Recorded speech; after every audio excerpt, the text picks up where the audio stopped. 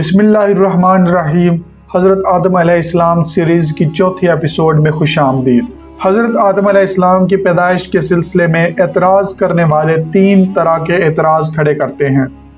پہلا یہ کہ خدا تو دلوں کے بھید جانتا ہے، اور آدم کی تخلیق کے سلسلے میں فرشتوں سے مشورہ کرنے کی آخر کیا ضرورت تھی کہ خدا کا فرشتوں کی مجلس میں واقعے کا اظہار آخر کس حیثیت سے تھا؟ آخر ان سے مشورہ لینا مقصود تھا یا محض ان کو اطلاع دینا پیش نظر تھا؟ فرشتوں کی زبان سے ان کی رائے کا اظہار کرنا اس کا منشا تھا۔ تو اس کا جواب یہ ہے کہ فرشتوں کی زبان سے ان کی رائے کا اظہار کرنا اس کا منشا تھا۔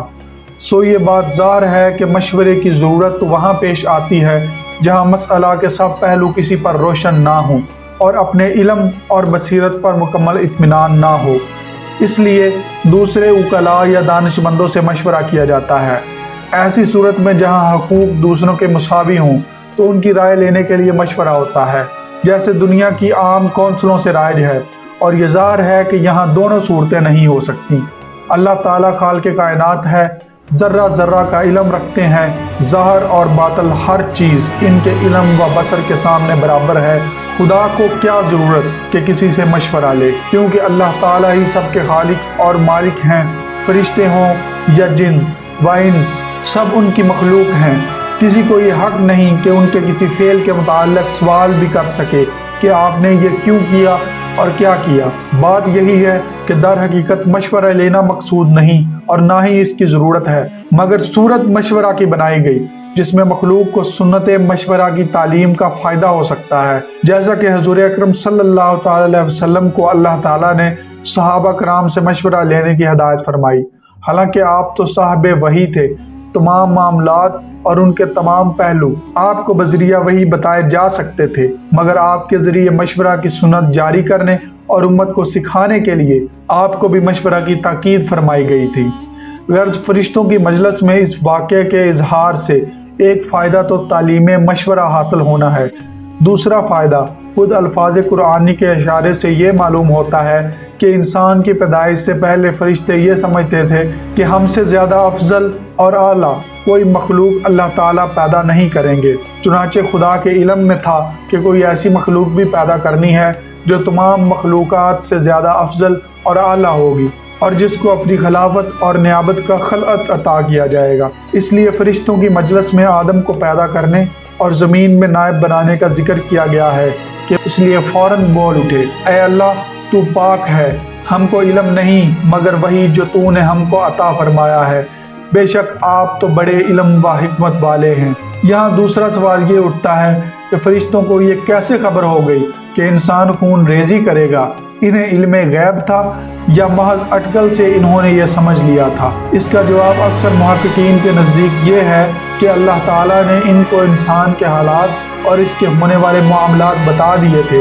اللہ تعالیٰ نے یہ بتا دیا کہ منشاء الہی یہ ہے کہ جس طرح اس نے ایک ایسی مقدس معصوم مخلوق فرشتے پیدا کیے جس سے کسی گناہ و فساد کا امکان ہی نہیں ہو سکتا، اور جس طرح اس نے شیطان پیدا کر دیے جن میں نیکی اور بھلائی کی صلاحیت نہیں، اسی طرح ایک ایسی مخلوق پیدا کرنا منشاء خدا بندی ہے جس میں خیر و شر، نیکی اور بدی کا مخلوط مجموعہ ہو، اور جس میں خیر و شر کے دونوں جذبات ہوں، جو جذبات شر کو مغلوب کر کے خیر کے میدان میں آگے بڑھیں اور رضائے خداوندی کا خلعت حاصل کریں۔ اس واقعے سے یہ بات ثابت ہوتی ہے کہ جب فرشتوں کو خطاب کر کے فرمایا گیا کہ ان چیزوں کے نام بتاؤ، جب فرشتے نہ بتا سکے تو خدا نے آدم علیہ السلام کو ان اشیاء کے نام بتانے کا حکم دیا۔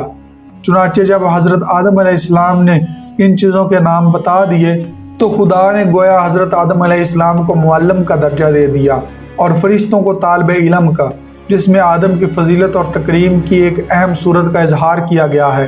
اس واقعے سے یہ بھی معلوم ہوا کہ فرشتوں کے علوم میں بھی کمی اور زیادتی ہو سکتی ہے، کیونکہ جس چیز کا ان کو علم نہیں تھا، آدم علیہ السلام کے ذریعے ان کو ان چیزوں کا اجمالی طور پر کسی نہ کسی درجہ پر علم دے دیا گیا تھا۔ اب ایک سوال یہاں پر یہ اٹھتا ہے کہ کیا سجدے کا حکم صرف فرشتوں کے لیے تھا یا جنات بھی اس میں شامل تھے؟ اس لیے کہ انکار کرنے والا شیطان جنات میں سے تھا۔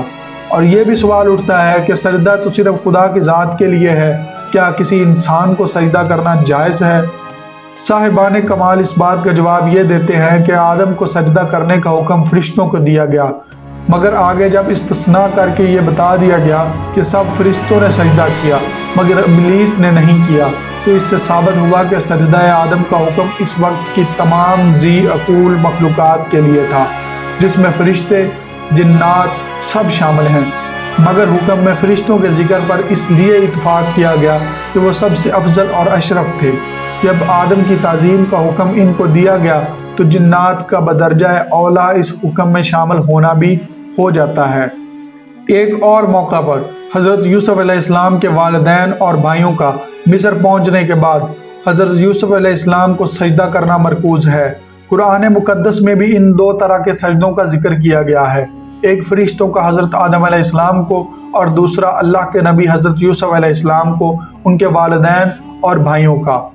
آدم علیہ السلام اور حضرت یوسف علیہ السلام کو سجدہ کرنے پر اعتراض کرنے والوں کے لیے جواب یہ ہے کہ حضرت آدم علیہ السلام کو فرشتوں کا سجدہ اور حضرت یوسف علیہ السلام کو ان کے والدین اور بھائیوں کا سجدہ یہ سجدہ تعظیمی تھے، جو ان کی شریعت میں سلام و مصافحہ اور دست بوسی کا درجہ رکھتا تھا اور جائز تھا۔ بعد میں حضور صلی اللہ علیہ وسلم کی شریعت کو کفر اور شرک کے شائبہ سے بھی پاک رکھنا تھا، اس لیے اس شریعت میں خداوند قدوس کے سوا کسی کو سجدہ اور رکوع کرنا جائز نہیں رکھا گیا۔